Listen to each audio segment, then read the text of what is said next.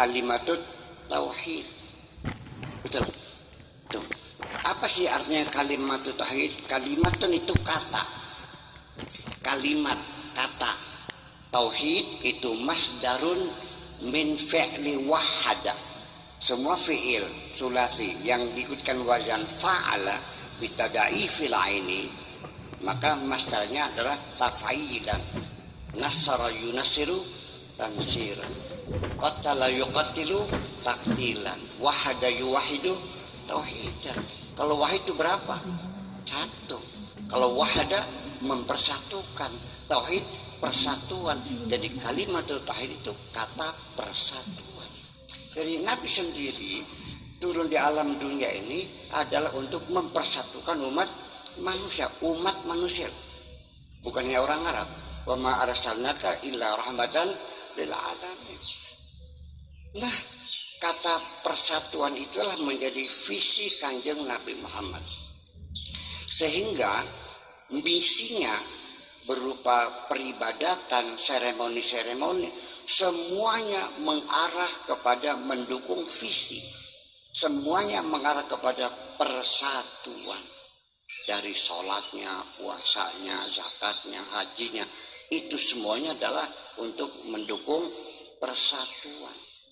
Jadi kalau Kanjeng Nabi Muhammad lahir di dunia lagi atau bisa hadir saat ini, melihat umatnya yang ada di negeri Arab yang saling membunuh, kayak Nabi tertawa apa menangis kira-kira?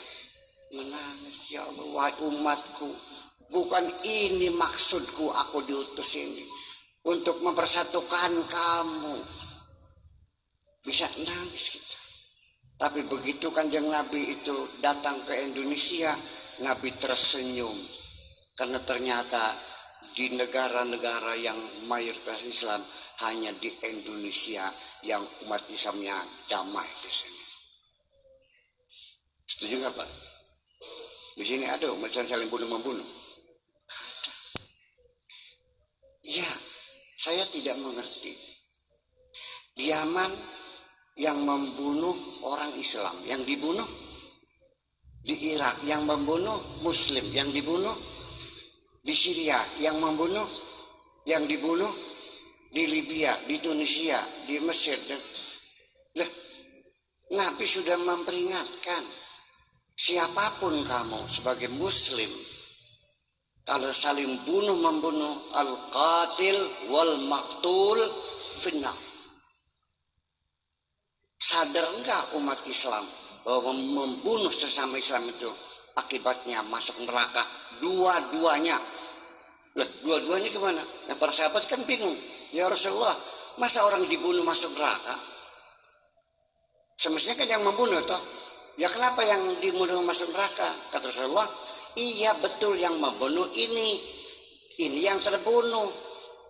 Kenapa dua-duanya? Karena yang terbunuh pun sudah punya niatan akan membunuh juga, cuman keduluan. Ya salahnya. Iya, itu. Ya Allah ya Rabbi. Jadi mana?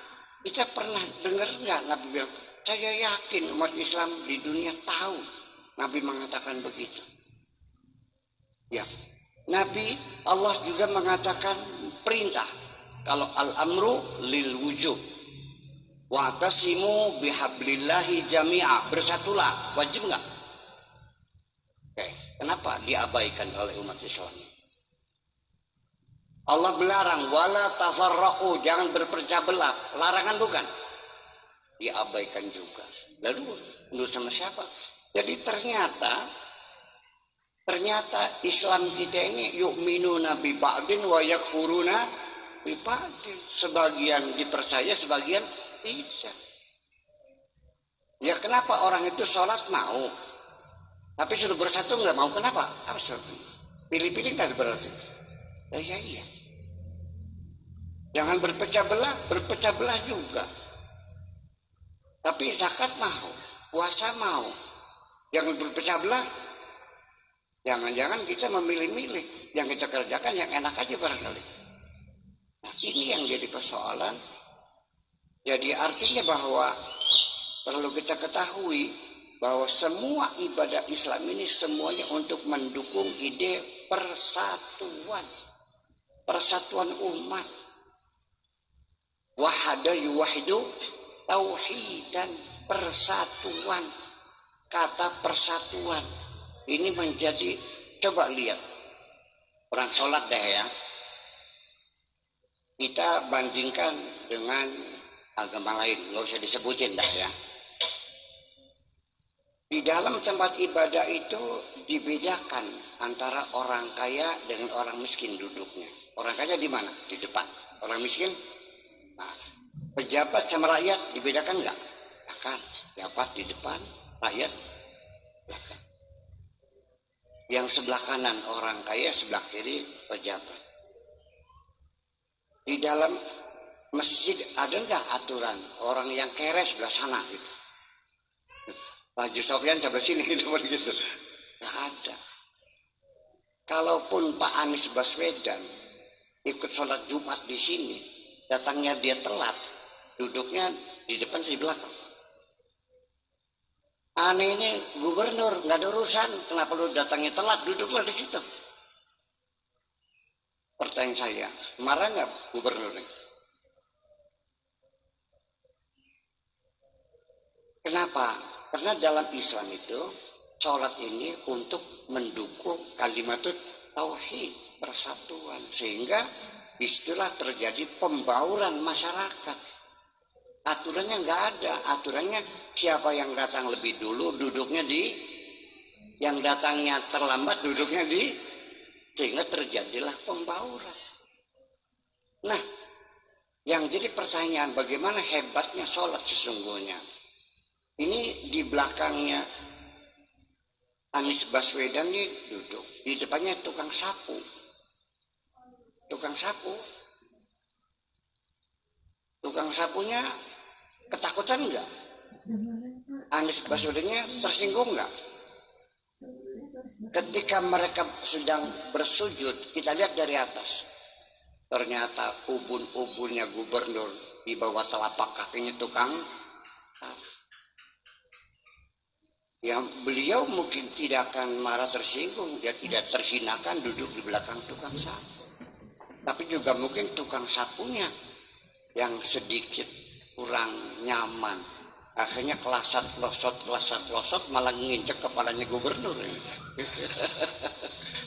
Tapi topinya jatuh. Selesai sholat dia dari topi, kurang ajar lo, sambil bergurau. Ini kan gubernur, jalan lo begitu bersahabatnya. Kenapa itu hilang? Kenapa demikian? Karena di dalam sholat itu segala kesombongan hilang. Ketika kita bersujud, kesombongan hilang dari diri kita. Dan aroma masjid, aura masjid, perhatikan, begitu kita masuk, kita orang kaya, begitu masuk, kita hilang kesadaran bahwa kita orang kaya. Dan orang miskin pun lupa gue ini orang miskin.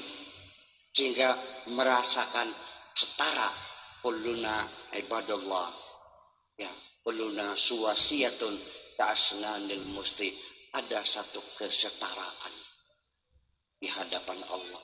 Begitu indahnya dalam Islam lewat. Kenapa tidak membangun persatuan? Malah justru kadang-kadang orang yang rajin berjamaah bertengkarnya ramai juga.